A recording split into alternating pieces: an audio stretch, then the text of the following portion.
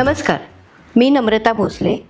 तुमच्या सर्वांच्या मनापासून आवडणाऱ्या असामी कसामी या पॉडकास्टमध्ये तुमचं मनपूर्वक स्वागत. श्रोते हो, बराच काळ आपल्या भेटीला गेला.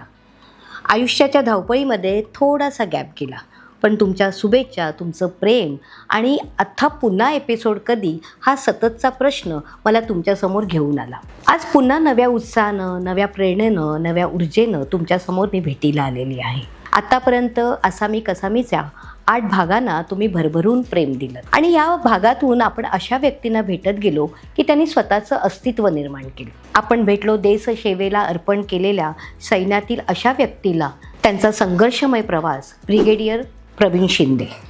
स्वतःच्या कष्टावर आपली ओळख निर्माण करणारी प्रेरणादायी अशी प्रभाताई शिर्के. अगदी लहान वयातच दुर्गसंवर्धन आणि दशावताराच्या प्रेमात पडलेल्या किशोर मेस्त्री यांच्या ध्यासाला दृष्टी नसली तरी आयुष्याकडे पाहण्याची नवी दृष्टी देणाऱ्या श्रद्धाताईंना. फणीवर गायनासारखी दुर्मिळ कला जपणाऱ्या कलाकाराला म्हणजे शशिकांत खानविलकरांना. प्रो कबड्डीच्या इतिहासातील पहिल्या महिला पंच आरती बारी यांचा संघर्षमय प्रवास ऐकला. 7 समुद्रापार मराठी चित्रपटाचा झेंडा रोवणारे असे आपले अभिजित घोलप यांचा प्रवास आपण ऐकला.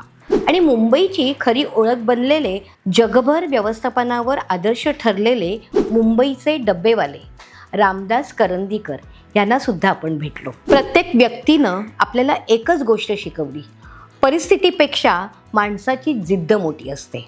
आणि म्हणूनच आम्ही पुन्हा येत आहोत आपल्या भेटीसाठी असामी कसामी. आषाढी एकादशी निमित्त नव्या प्रेरणेसह, नव्या व्यक्तीसह.